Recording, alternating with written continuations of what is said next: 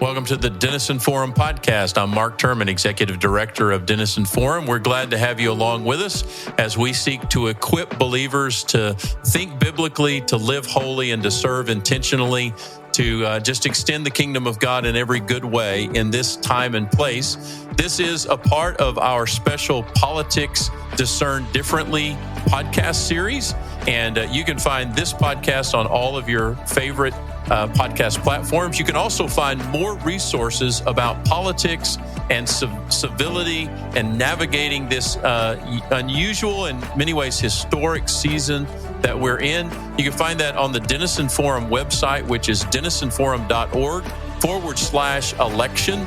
Not only are there podcasts, but there are articles and other supporting material, not only from us, but also from some of our friends and partners. You can find all of that at denisonforum.org/election. I was thinking about what to call this. We want to talk about what it means to be salt and light for Christ in these uncivil times, to navigate this political season. What does it mean to be a cultural missionary as compared to a cultural warrior? I even thought about calling this Echoes, Extremism, and Enthusiasm for Politics. We don't know exactly what we'll call it in the end, but joining me today are a couple of friends of Denison Forum. Carmen LaBerge is a radio host, but she's also an author and speaker. You can find her at times on Mornings with Carmen as a part of the Faith Radio Network. She also can be found at her own website, which is carmenlaberge.com. I get the privilege of talking with her on a regular basis through her radio show, and is really an incredible opportunity. I love the way she puts together both things like politics as well as foreign affairs, affairs of the heart, politics, parenting. We cover all kinds of ground. We talked about astronauts even today.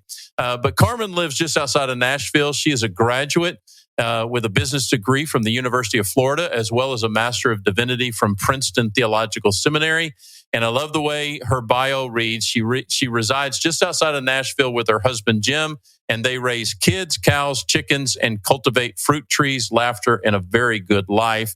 So we're glad to have her as part of the conversation. Also joining us is a returning guest, Patrick Miller, who is a pastor, cultural commentator, who writes about politics, culture, technology. He has articles that have been written and published by Christianity Today, Newsweek, the Gospel Coalition, and other publications as well. You may have come into contact with his very popular podcast called Truth Over Tribe, which is one of Apple's top news commentary podcasts. There he will interview Christian thinkers, writers, and authors. He and Carmen have done some work together, so they're familiar with each other, and we'll have fun in this conversation. Patrick also wrote or co-wrote the book Truth Over Tribe, Pledging Allegiance to the Lamb and Not the Donkey or the Elephant. He's also about to publish a book called Joyful Outsiders that is in pre-sales right now, but will come available in January. Patrick has a Master of Divinity from Covenant Theological Seminary. He also pastors a church called The Crossing, and he and his wife, Emily, have 2 children. So, Patrick, Carmen, welcome to the Denison Forum Discerning Politics Differently podcast. We're glad to have you with us. Thanks, Mark. Yeah, it's fantastic to be here. Well, we're looking forward to the conversation. And just for our listeners' benefit, we have an idea of where we're going with this conversation, but we hope that you'll have a feeling that you just bumped into us at the coffee shop and heard what we were talking about, and you want to eavesdrop in some more. And so we hope that this will encourage you, bring you clarity, and help you to be the follower of Christ and the ambassador of Christ in this season. And so we're going to cover who knows what kind of ground. But Carmen, let me just talk a little bit with you for a moment to get us started. This term echo chamber is one of those terms that have just been seemingly invented out of nowhere over the last few years. Can you kind of give me your working definition of an echo chamber and why it is important for us to try to check ourselves to see if we actually are living in one, and that it may be adversely affecting the way we see the world, and particularly the world of politics? Sure. I think this is a good starting point for the conversation. So we've all been in an echo chamber, whether we know it or not. We move actually between different echo chambers, depending on how diverse our day or our week or our month or our year happen to be. So I was recently invited to join some women who they get together every single week. They've been getting together every single week for longer than any of them can remember. They are all more mature in terms of age than I am.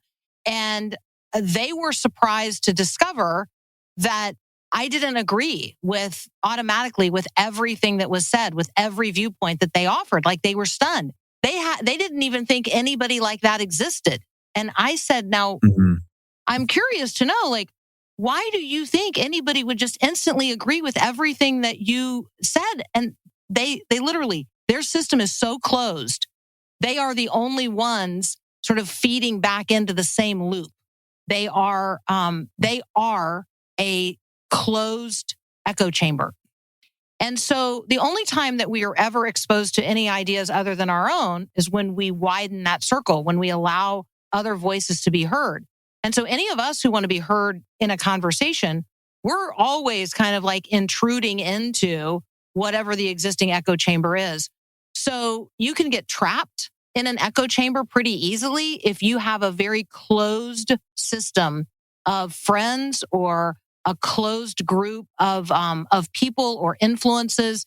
If you only listen to one media outlet, in any way that you have closed or walled yourself off, then you have created an echo chamber of one sort or another.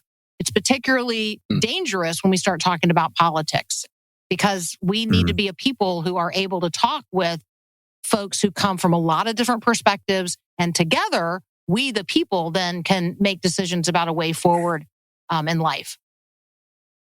Absolutely. Yeah. Thanks for that, Carmen. Patrick, I know you've written about this in part through your book, Truth Over Tribe. Would there be some other indicators that you're living in an echo chamber? You may not even be aware of it.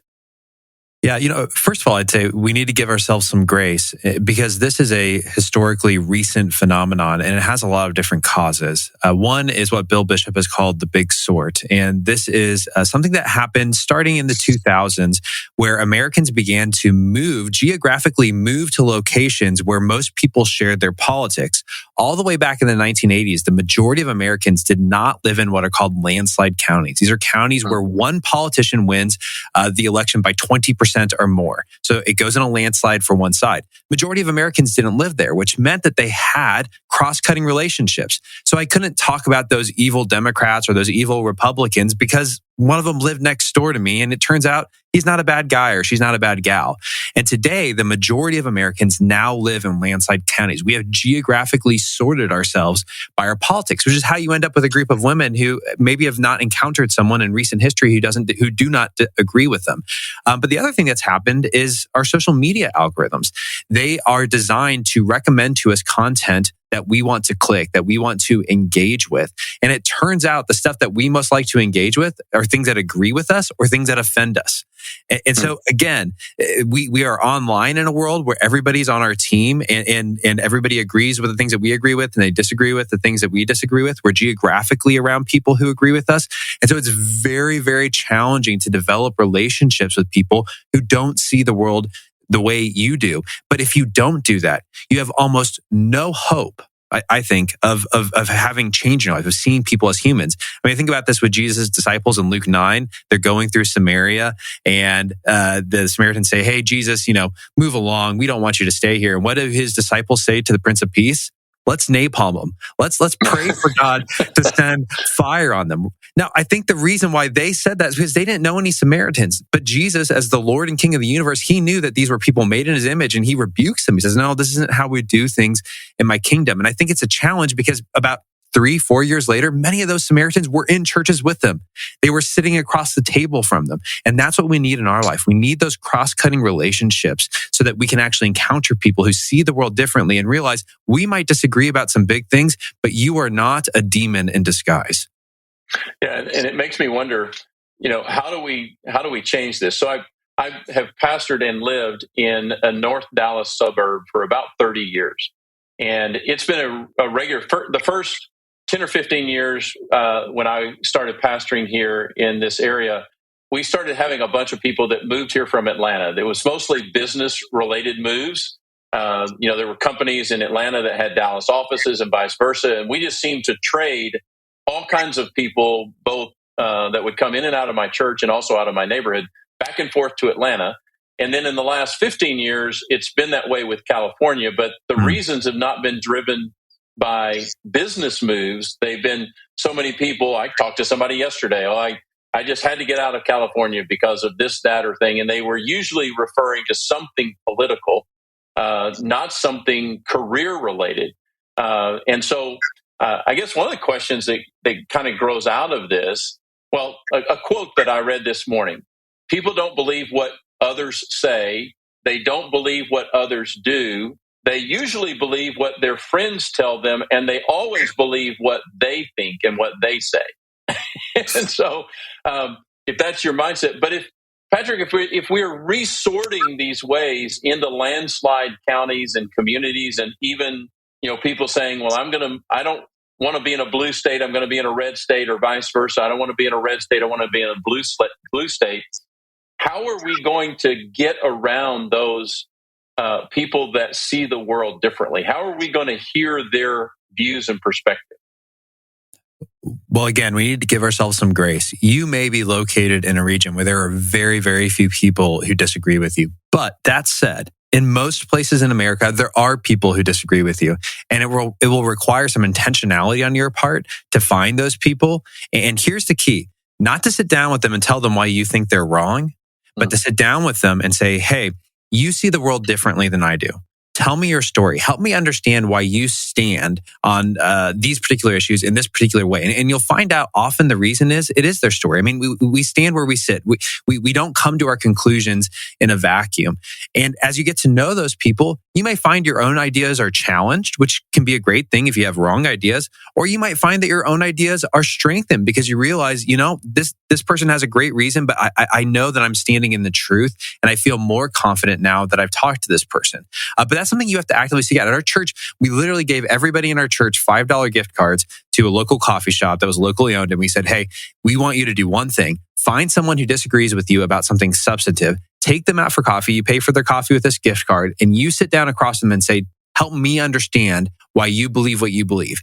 Your job isn't to answer their questions. Your job isn't to try to convince them of something. It's just in that first conversation to be a listener." And this is proverbial wisdom. Listening is a key before you begin speaking. North Texas Giving Day is coming up next week, and it's a crucial moment of the year for Denison Forum. In fact, North Texas Giving Day is always our single biggest day of giving. So we want to ask you to give generously on or before North Texas Giving Day to help provide biblically grounded and civil content that inspires, informs, and most importantly, transforms lives for Christ. And here's the best part: you don't have to live in North Texas to make a difference. Your support from wherever you are can double your impact thanks to a special $75,000 matching grant. You can give now by visiting thedailyarticle.org. That's thedailyarticle.org. Every gift helps guide more Christians through these challenging times with a steady, nonpartisan, and civil voice. Join us in making this North Texas Giving Day a powerful moment for our ministry and for our shared mission to reclaim our culture for Christ. Visit thedailyarticle.org today to give, knowing it will be doubled by the matching grant. Thank you for your generosity and partnership.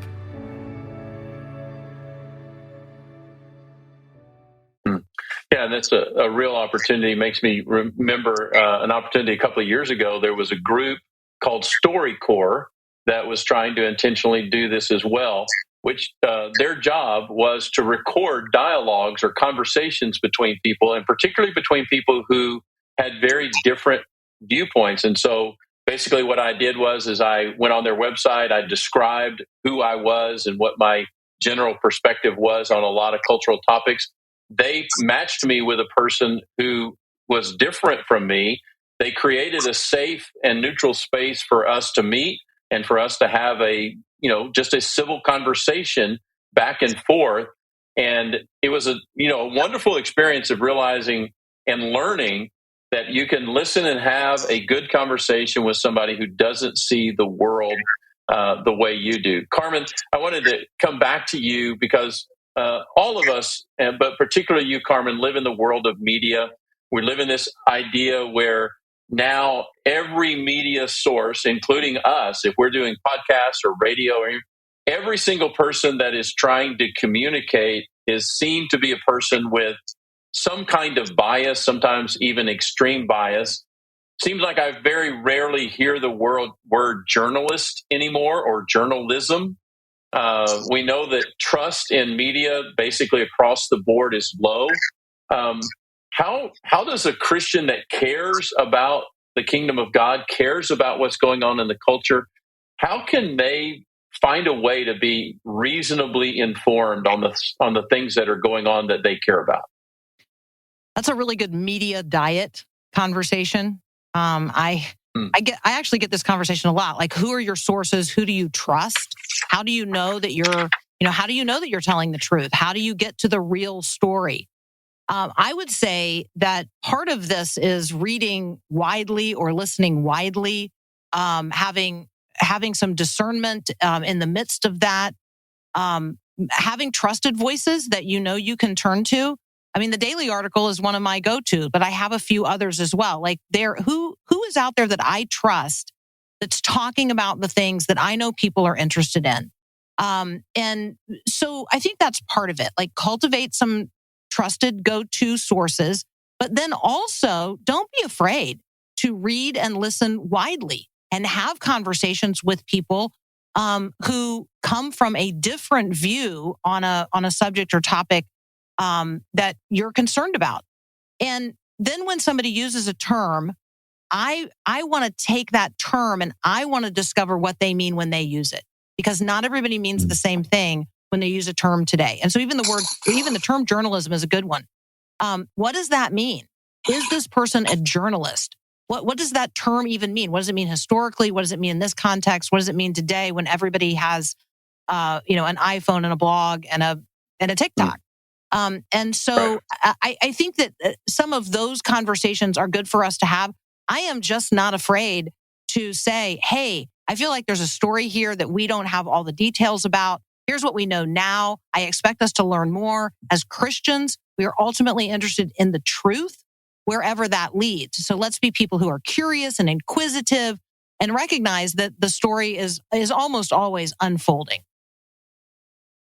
Yeah, it's a good word. And that, I had a pastor friend of mine that taught me to lead the church by saying, as much as we know now, here's what we think and here's what we're going to do, leaving open that door that there's always the possibility of more information. Patrick, I know that you mentioned it a moment ago, just an understanding that we're all still, I think, trying to really comprehend, which is that particularly internet media, social media is driven by algorithm rather than by what at least many of us thought was just randomness, but is actually driven by an intentional algorithm. And we're learning more and more about that. I think we're coming to increasing levels of clarity about the role of social media and that type of thing. Do you think that Christians should just abandon social media as not a worthwhile source, even though so many, particularly those that are 30, 35 and younger, get a very high percentage of their news is coming to them through their social media feeds?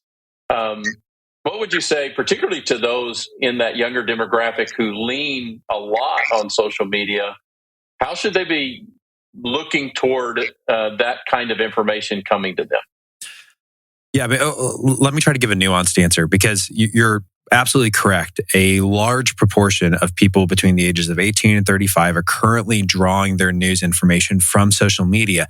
Now, the question is, what form of social media? Are you gathering those from shorts on YouTube, shorts on TikTok? Are you gathering those from Twitter where there's articles and you're clicking the articles? Or are you just reading, tweets and threads about particular issues? I think this is obvious. The world is really complicated. And it's hard in a 1,200 word news article to articulate the entirety of the truth about any single event. It is near impossible to do so in 60 seconds on TikTok or 60 seconds on YouTube or in 140 characters on Twitter. And that's where I think a lot of people are getting their news. They're seeing headlines, and so they're reading the headlines and think that the headline summarizes. I mean, how many times, if you actually click it, do you read the headline and read the article and discover, okay, this was a headline designed to get me to click something. This did not really describe what happened. And so that's my fears. When people say they're getting their news from social media, what do you mean when you say that? Are you actually going to the news sites and gathering it? But the second thing I would add to that is you have to realize how this content comes to you. Artificial intelligence is what powers social media, and they're what are called AI recommender algorithms. And their job is to recommend to you content that the platform provider believes will keep you on their platform. So by the way, it's designed not to take you away and go to the article or go read the full thing, because they want you to stay on Facebook. They want you to stay on Instagram. So they might be giving you news-like material, but they don't want you to leave the platform. But they also want it to be emotionally engaging, because when you're angry or you're joyful or you're upset, that's when you want to continue scrolling because you're looking for the next dopamine hit. What will the next video be? Here's the biggest thing. When you get your news from social media, it is completely decontextualized, by which I don't merely mean that every bit of information is, if you read a newspaper with articles, they are all, different stories. But what I mean is each little bit, you're going to go from a cat video to a story about a murder to a puppy video to a story about what happened with Donald Trump. All of that context is lost, and that's not actually how we think. That's not how the human brain is designed to work. And so you're going to really train yourself to have a granular mind where you can't stay focused on anything, and you begin linking things in strange ways. And so it's actually, I think, an absolutely terrible way to gather the news. I'm not saying that you can't learn anything about the news from social media. I'm saying if that's your primary news source, you are almost surely going to be misled. And I think that's the reality that we need to face, is that many times we're coming to the news and to the sources that we choose because we want to know something, but we don't realize the vulnerability that we have. We don't realize that we can be misled. I have a friend that I work with here at our ministry who said, when he was young and exploring faith, that he was eager to be led, which put him in a place of being easily misled. And actually led him for a significant period of time into a cult that was very dangerous and destructive to him. And that awareness that we can be misled as easily as we can be led. Carmen, a lot of what you describe as your ministry is that of conversational apologetics. We talk around here at Dennison Forum about we want to see ourselves and help people, believers, to be cultural missionaries instead of cultural warriors. Can you kind of tease that out a little bit? What is conversational apologetics, cultural missionary type work compared to what some Christians engage themselves in? So I think the ambassadorial language is probably common for some people to recognize that we are ambassadors of a king and a kingdom. And if I see myself as an ambassador, that's less of a warrior image, right? I mean, it's a diplomatic mission.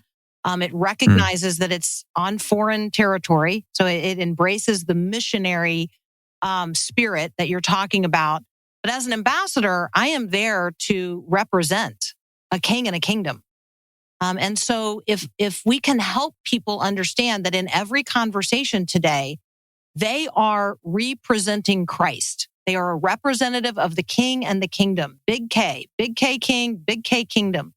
And so in the midst of whatever the contemporary conversation is, I am a conversational apologist. I am the person there to represent Jesus, to represent the gospel in that moment, in that context, in that conversation. And so I want to have cultivated the mind of Christ on what's happening in the world.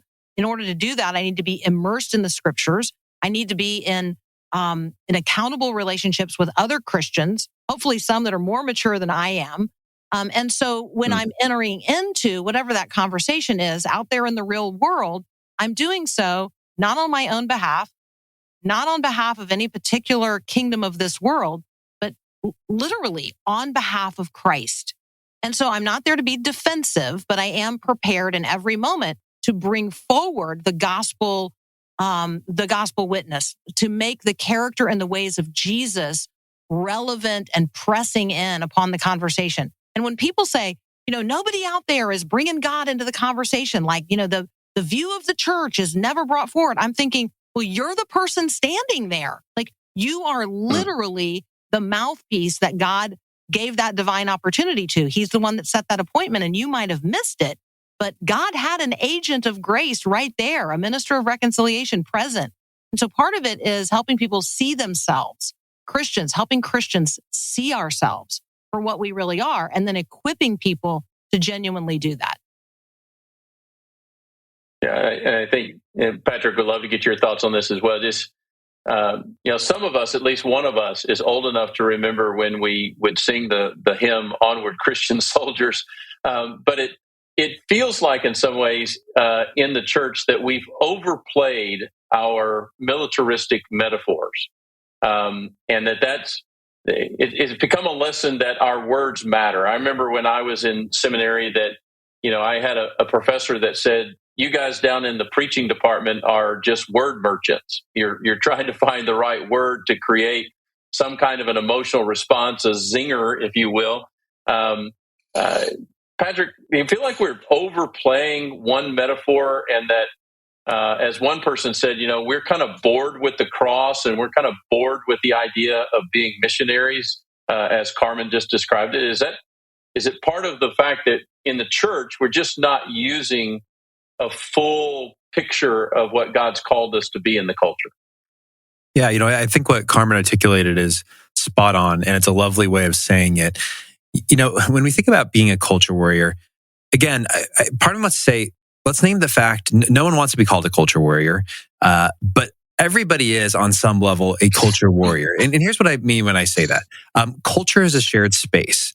When my daughter walks into my office and she sees this swiveling device with wheels on the bottom of it, and there's like a mesh back and a plush seat, what she sees is a carnival ride. And as much as I try to convince her that that's actually a chair, to her it's something to sit on and spin around and have a blast in. Now, culture is a shared space. So most adults would walk in and we would say that's a chair. We get into culture wars when we look at the same thing and we don't see them the same way. When I walk into a library and I see a drag queen leading a discussion amongst elementary school students, what do I see? Do I see someone who's grooming children, or do I see a wonderful expression of human autonomy and sexuality? That's a culture war. That's where these items happen. And I think what you're hitting on is how do we enter into those moments? Do we enter into the war as warriors, or do we enter into the war as missionaries, or, as you said, re-representatives of Jesus? Because what did Jesus do? Did he take the sword, or did he take the sword into himself? And of course, he was killed for our transgressions. And so I think that has to be our orientation in these war zones, is to say, look, we're not here to fight. We're here to heal. We're here to redeem. We're here to reconcile. And that totally changes your orientation in those battles. Yeah, and it really starts to acquaint us with something that is really biblical, but often uncomfortable for us, which is the idea of suffering rather than winning. And maybe that's an idea that we can chase out here for a minute, is this idea that has kind of grown up in the midst of all of the culture war terminology. And we have some idea in our brains and sometimes in our hearts as Christians that we're supposed to, quote unquote, win. And we don't even have a real clear definition of what that would mean. But we seem to be moving farther away from the idea that in Jesus's perspective, winning in some ways means a willingness to both suffer and serve, which is what missionaries do, as opposed to a different definition of winning. So how's that hit either of you? I mean, do we have just wrong ideas about, quote unquote, winning in the culture? I'll jump in. I think that for both what Patrick said and then Mark, what you just said, one of the things that comes to mind is that we are so trapped in the immediate. I mean, now is it, and this is our time. And God's got this eternal perspective, and we actually have read the end of the book. We know the God who knows the end from the beginning. And whether or not we trust him, and we trust that he is really working it all out together for the good of those who love him and are called according to his purpose, that he really does know the plans that he has. Like, we either trust that or we don't. And it is hard. It's always been hard to live as a Christian in the midst of the already and the not yet. But I don't think that is communicated very frequently today. I mean, I just know a lot of Christians who imagine that it's their job to make wherever they are a Christian place, whatever that means, a Christian home, a Christian community, a Christian school, a Christian nation. And we are Christians, and we are generationally responsible for the time in which we live to advance the gospel in all ways, but we're never going to take it. Like, we're not taking it for Jesus. That's not, in terms of like overcoming all the differences and all the opposition to him in a particular time and space. I see no biblical evidence that that's going to happen until he comes again and takes it for himself. And one thing I would add to that is, as Christians, we don't want to be outsiders. We have this idea that we're supposed to be insiders in our culture. And there's historical reasons for that. But let's set all that aside for just a moment. We forget that part of our identity in Christ is the fact that we've been called to be exiles, sojourners, and foreigners in this world. I can point to countless passages that use those terms to describe our identity. And when you're an outsider, that is a form of suffering. There's nothing more fearful to the human brain than being outside the tribe, than being the one who doesn't know, will the tribe share their resources with me, their food with me, their knowledge, their expertise? Will they keep me safe? We are literally designed to not be outsiders. And yet God, in this broken world, in his providence, has realized that part of how we can redeem the world in which we live is by being outsiders, people who are outside the gate. And that is a form of suffering. In fact, I want to read this passage from Hebrews 13, because I think it explains why we need to be outsiders. This is Hebrews 13:12. It says, so Jesus also suffered outside the gate. So just catch that. Talking about where Jesus was crucified, outside the city gate of Jerusalem. This is his city. He's cast outside of it as an outsider, and that's where he's killed. That's where he's crucified. So he says he suffered outside the gate in order to sanctify or set apart the people through his own blood. Now catch this command that comes afterwards. Therefore, let us go to him outside the camp and bear the reproach he endured. That's a command from the Bible to say, you might want to be an insider. It's time to go outside the gate and be with your Savior who was crucified outside the gate and bear the reproach alongside him, knowing that through that suffering, there is redemption, there is healing. And that actually is historically how the church has most changed the world, not by being insiders always, but often by being outsiders. Patrick, is that exactly? I love that passage, and thanks for reading that. But is that really where a lot of Christians in America are getting frustrated, because they're like, no, wait, this place called America was created so that we would be insiders, and we wouldn't have to have this life and this ministry and this journey of being people experiencing exile. That no, wait, that's we came here. Our forefathers came here so that we could have our own quote unquote home as Christians, and we wouldn't have to live that life of exile. Is that where some of this tension and animosity and frustration is coming from? There is no doubt that in the history of America, going all the way back to the Puritans, and I'm a Presbyterian, I love the Puritans, they're a part of my tradition. There's no doubt that there was this sense in which going to the new world would be a new Jerusalem, where God would set up his post-millennial reign and begin to transform the world to these people, these kind of idealistic visions of a perfect world. And that's not the way things panned out. and I also want to say this, we need to tell a complex history. You don't have America without Christianity. This is a nation that has built into its constitution many ideas rooted inside of the Bible.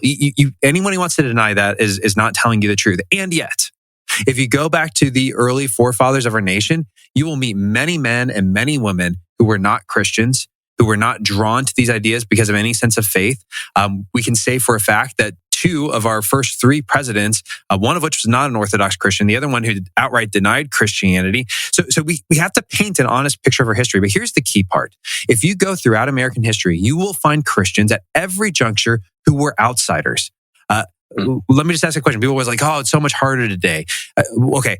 Imagine going back to Mississippi in 1962 and preaching a sermon in Mississippi about the truth of interracial marriage, that that's not a sin. How's that going to go for you? Would you be an outsider there if you're Orthodox? I can do that from every possible generation. We are outsiders in this world because God has not yet redeemed it. So exactly what Carmen said a moment ago. Until he returns, we may have some power. We may sit in an office as a senator or a representative or even as a president, right? It's not as though God can't use us where we're at. But at the end of the day, this world as it stands with sin is not our ultimate home. Our ultimate home is in the resurrection, in a renewed creation. Yeah, it's a good word, and makes my mind go in a certain direction where I've been pondering for the last few days, couple of weeks actually. And Carmen, I'd like to get you to respond to this initially, and both of you to weigh in, and maybe the expression of this and some of the feeling of this, being people of exile and being in that experience, and like I said, embracing this idea of Jesus suffering outside the gate. So Here's the thought process I want to try on for you and get you to respond to, starting with Carmen, which is our system of government is built on the idea of majority rule and minority rights, that majorities will shift back and forth and majorities will get to lead the way, but never to the point of crushing the minority and their right to exist and to speak. My thought is where could I find scriptural support for that? And then secondly, what are we to do and how do we think that at any given season in American political life as a Christian, I'm going to have times in my life probably where I get to be on the majority rule side and the people I wanted got elected, the party that I most agree with is in power. And then what do I do when I am in the minority side and I need to contend for my understanding of faith and faith with involved in culture? How do I handle myself in that environment? And we seem to have lost that dynamic that we as Christians particularly have this idea, no, it should always be that we, quote unquote, Christians, however we want to expand and define that group, we should always be in the majority and we should always be leading the way, and we don't like the idea of being in the minority position. So that's a long way around the bush, Carmen, to say, does any of that make sense? And is that part of our struggle as Christians trying to engage our culture right now? Okay, so I'll make this observation. There's probably not just the three of us, but pretty much any group of mature Christians that you want to pose such a question to, somebody can find a text in the Bible to support whichever component part of that you want to see illustrated or defended. So I'm going to resist the temptation to say, well, if we look here in the Bible, we have an example of majority rule. Because I don't necessarily, the first ones that came to mind were not good. Like crucify him does not really like that doesn't feel like an example that I want to point to in terms of like positive majority rule. Now, backtrack a few days from that and you've got, Hosanna, Hosanna, blessed is he who comes in the name of the Lord. So if we're electing Jesus on Palm Sunday, then yes, the majority rule crowd looks really good. But if we're going to talk about what we would describe as Maundy Thursday, like suddenly it doesn't look so good anymore. So I think that what I want to talk about, I would always be seeking to maybe transition the conversation to what does God's rule and God's reign look like, no matter what particular form of government I happen to live in as a Christian. Could you be a Christian today if you lived in China? Like, could you still be a Christian? Well, the answer is yes. Well, then obviously the form of government is irrelevant. The form of government that I live under, not just the particular party that happens in any particular cycle of American politics to get elected, but in terms of a form of government, can I still live as a Christian in the United States of America no matter who gets elected president? Absolutely. I could live as a Christian in a completely non-democratic, small d, non-democratic form of government. in something that's not Republican at all. I mean, in something that's oppressive and actually where I have no rights as a woman, no rights as a human being, no right to religious freedom, no right to speak my voice, no right to gather together with other people. So the freedoms that we enjoy here in the United States should never be, we should never fail to recognize just how incredible a privilege that is. And yes, how we have won and guaranteed and ensure those rights. And those are I think the freedoms in which we want to then explore. Okay, we are the Christians who are alive today in this particular nation state, in this particular time, and we have the opportunity to cast a vote. What are we going to do with that? So I don't know if that lands the plane on your question at all, but those were some of the thoughts that were ruminating as you were asking your question. Yeah, that's helpful. Helpful, Patrick. Yeah. Can I think you nailed it at the beginning of there and said it so well. And really, we do have to realize our situation is situational. God's put us here, but he could have put us anywhere, and he's going to call us to follow him no matter where that is. As you were sharing, I was thinking about the fact, I don't have a Bible passage here, that both of these ideas in conjunction with one another really are the child of Christianity. And here's what I mean when I say that. And remember I said earlier, America does come downstream from Western Christianity. This nation doesn't exist without it. Here's what I mean. Where do you get the idea that the minority deserves special protection? Where does that come from? If you go back to ancient Rome, if you were the pater familias, the guy in charge of the whole Roman household, you could take advantage of anybody in the household. If there was a slave, it didn't matter if they were 8 or 15 or 30, you could use them sexually, you could abuse them physically without any recourse. That was your right. There was no sense that minorities deserved protection or that women deserved protection. Where do we get the idea that those who are weak deserve special protection? Well, it comes from Jesus. He's the one who said it'd be better to tie a millstone around your neck than to hurt a child or lead a child astray. He's the one who gives us the notion that it is actually the weak who are deserving of special attention and special care, and that they aren't to be discarded and ignored or set into the social margins. So the idea of minority rights, you don't have it. Literally, you do not have it in world history until Jesus. So that's a child. But also, catch how majority rule is as well, because you can flip it too. And you can say that in the ancient Roman world, it was really a minority that was in charge. You had the imperial family that was in charge of everything. And who said that the masses of the people, they actually matter? They actually have a value, even though they're all peasants, they're all slaves, and you think you can walk all over them as the Roman army. You can crucify them wherever you want. You can tax them until they have no money left, right? Who's the one who says these are all people made in God's image, and you might not value them, but he values them all? Well, now you see the other side, where even the large group, the majority, is highly valued. But you don't get either of these pictures, by the way, until you have Christianity. And then it's when you put them in conjunction with one another that you have the system that we call liberalism with a small L. I'm not talking about conservative and liberal, just liberalism in general. And that is the child of Christianity. And when it's properly functioning as a methodology, we get the politics of civility, we get the politics of kindness, we get the politics, one might say, of the kingdom, where people are treating each other with respect and dignity. And you cannot get that without Christianity. So it's not a Bible verse. It's just a historical argument to say without Jesus, we don't have these ideas, and they are beautiful ideas. Okay, yeah, I would add to that, Patrick. I just want to cheat off of Patrick's answer to the question. Okay.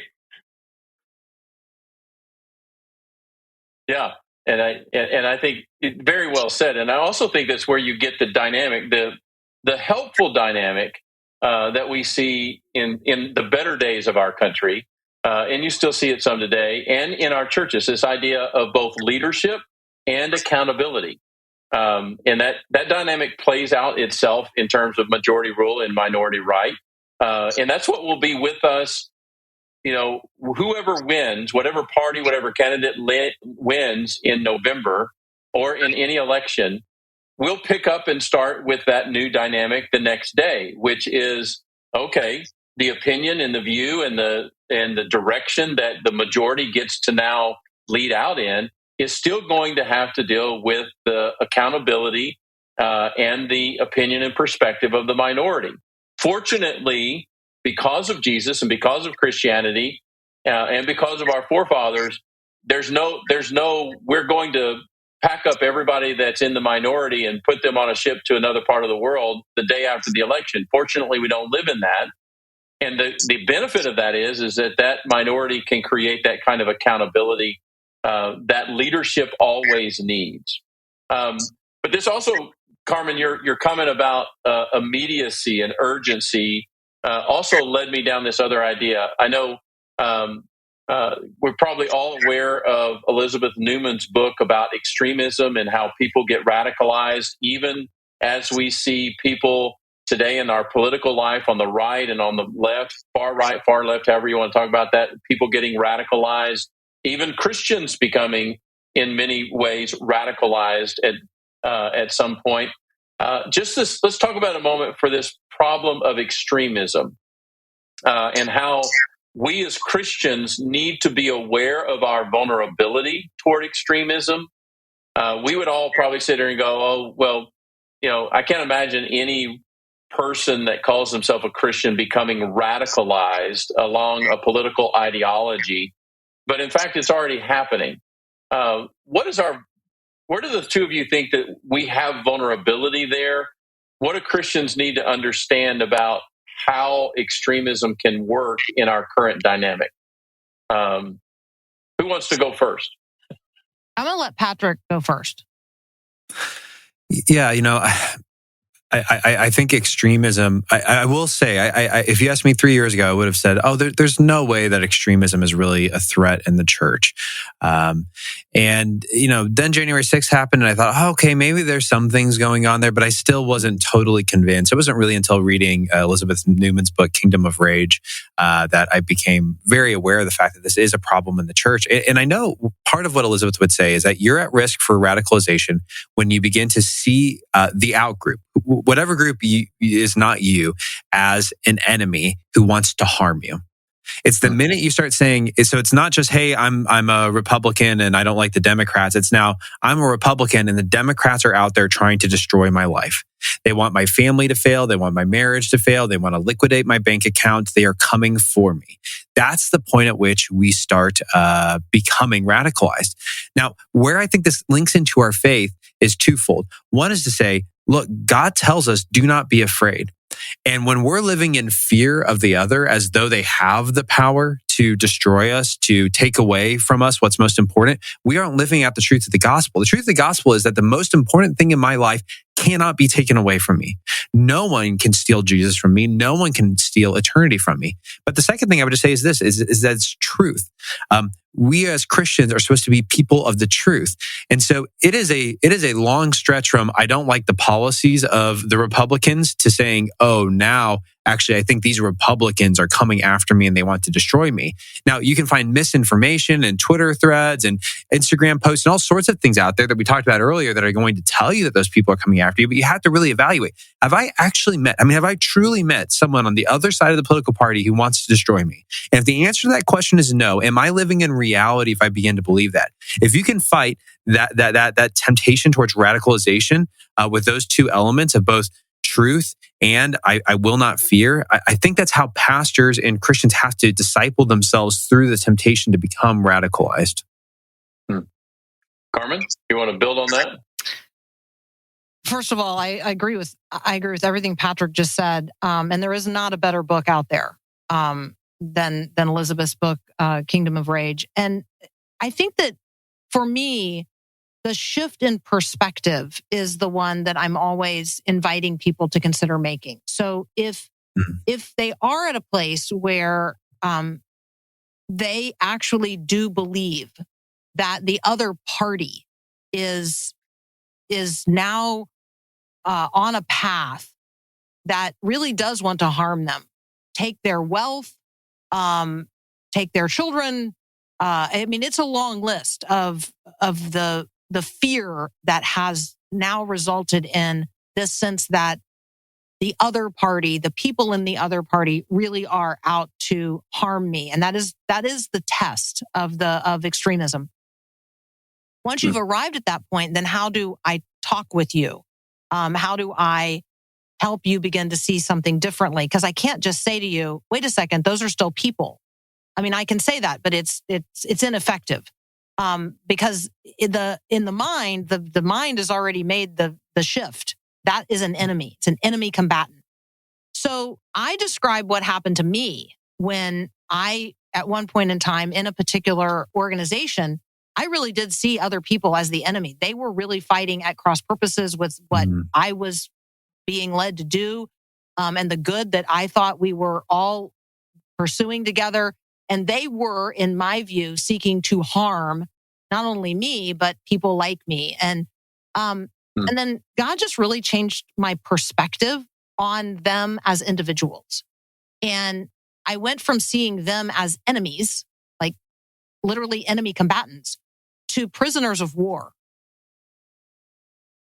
And it's really hard to be angry at a prisoner of war when you can see that person as captive to a false set of ideas, as captive to an agenda that is not life-giving.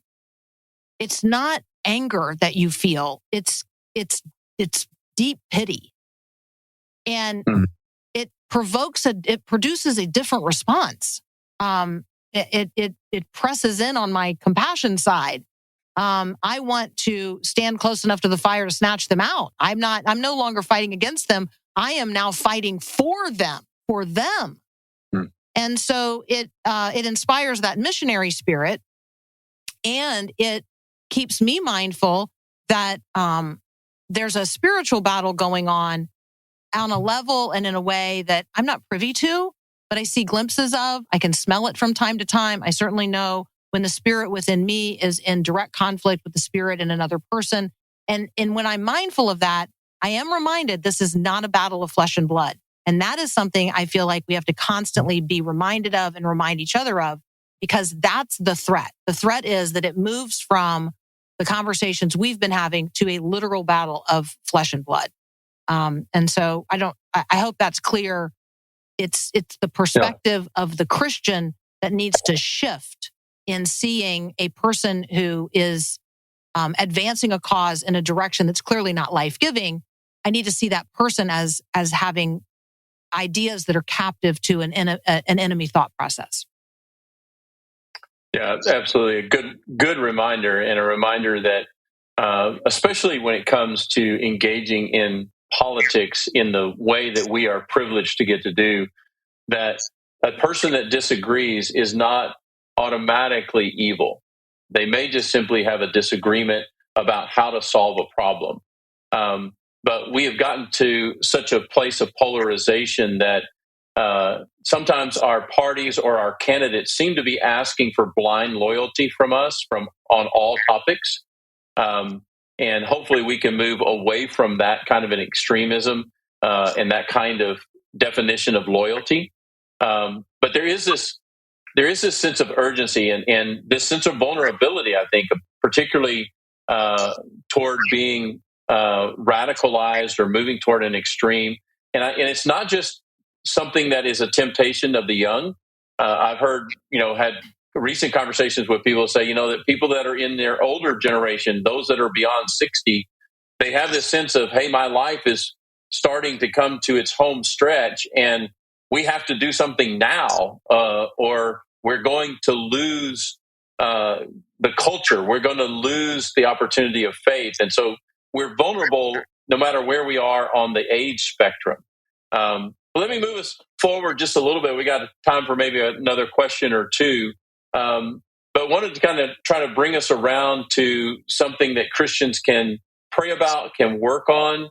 And my first question to both of you is, do you feel like Christians are generally fearful of admitting, you know what, I just don't know. I don't know about that topic, or I changed my mind about that. Do you sense that Christians generally try to avoid that kind of attitude? They somehow feel like that they're admitting that they're not spiritually mature like they should be, or they're not as informed as they should be. When you look at the Christians that you're talking with and learning about, do we seem to be uncomfortable with that terminology of I don't know, or I changed my mind about that? Patrick, you want to lead off on responding to that? Yeah, I suspect that depends on your environment, your upbringing, the kind of Christian culture you're in. Fundamentalism has had a huge impact on Christianity, evangelicalism in the church in general. But part of a fundamentalist attitude, and this is not unique to Christianity, you can find fundamentalist progressives who've never been inside a church, and you find fundamentalists in every crowd, is that they believe that they truly do have the corner on the truth in every possible issue. They know what kind of skirts you should wear. They know what kind of cars you should drive. They know what the Bible says about this, this, and that. They know the right economic policy for the president. You name it, they know the answer to it. And usually in fundamentalist circles, there are individuals who are the houses, one might say, of absolute truth. It might be a pastor or a father. I mean, it can be lots of different things in lots of different places.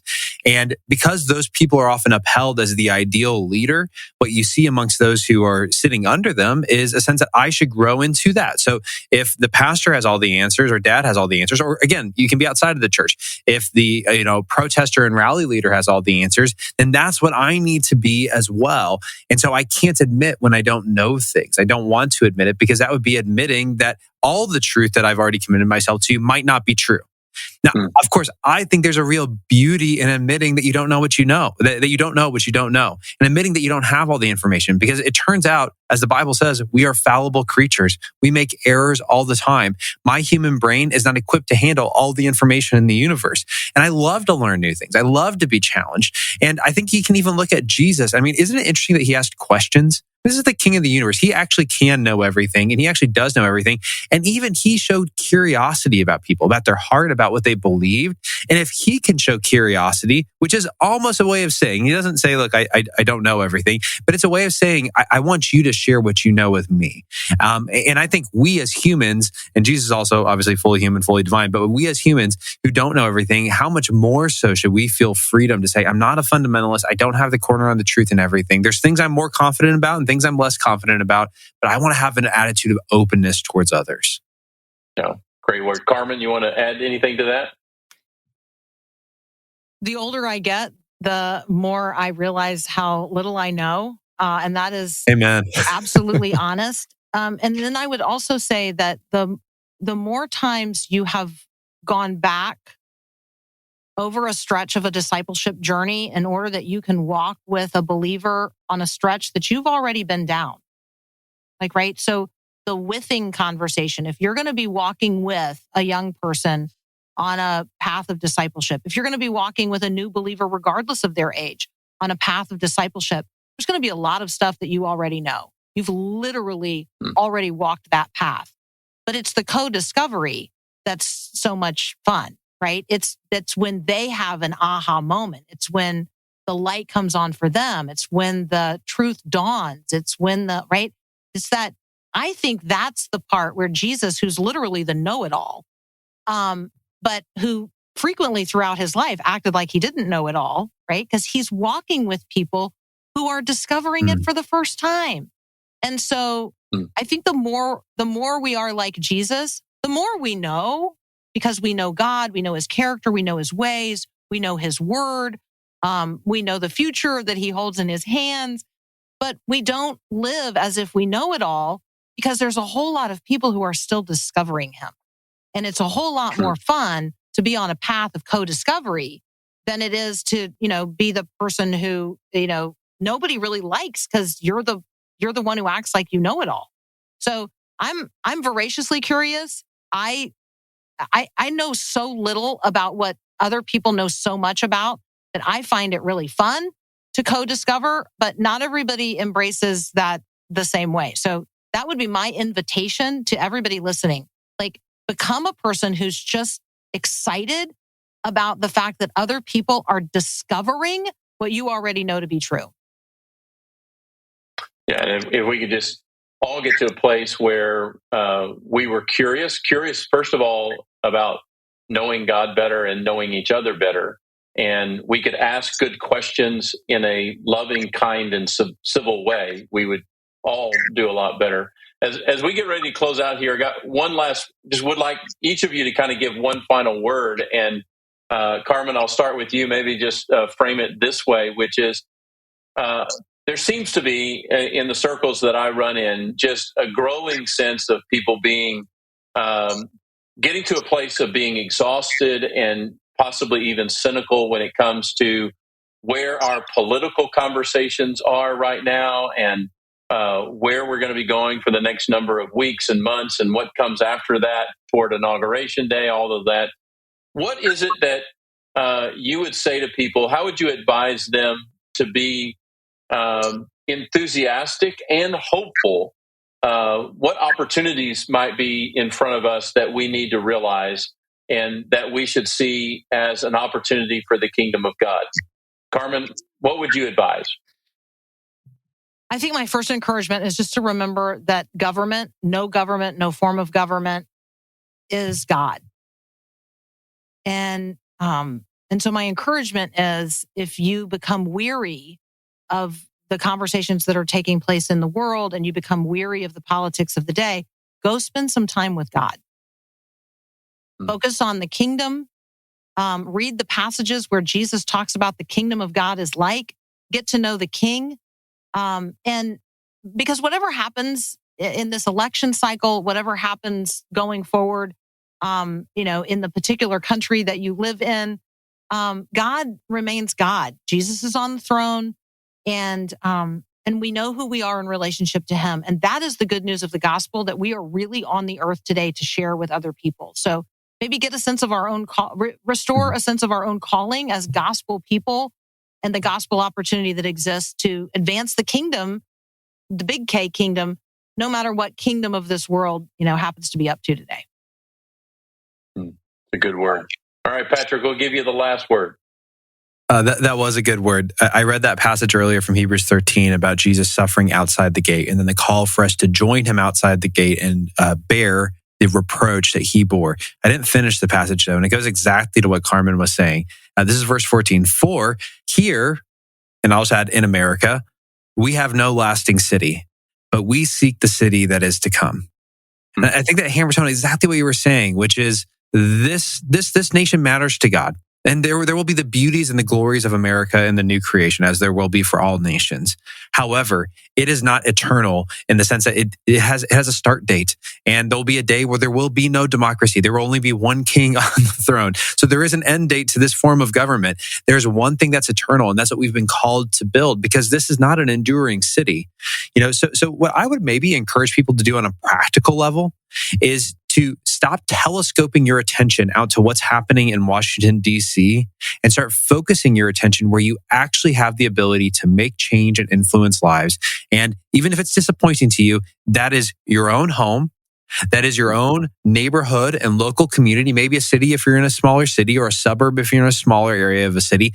That's the place where you can make a real difference. And by the way, that is politics. Politics is how we organize our lives together and do our lives together. So if you are fixated on this election, go join the school board.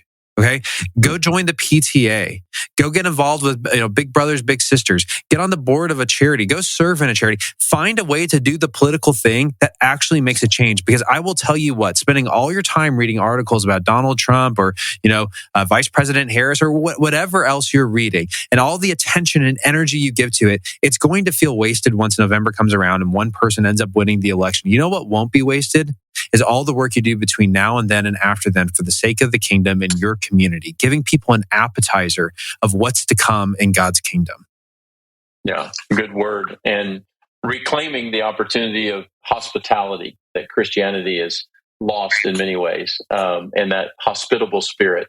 Guys, thank you both for being a part of this conversation, and also want to thank our audience for listening and eavesdropping in on our conversation today.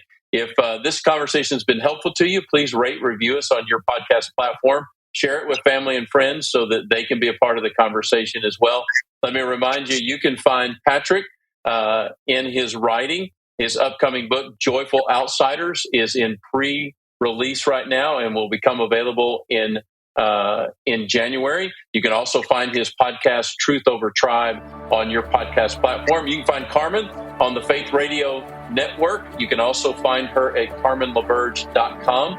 And you can find more resources from us at Denison Forum, denisonforum.org, and particularly on the election, denisonforum.org/election.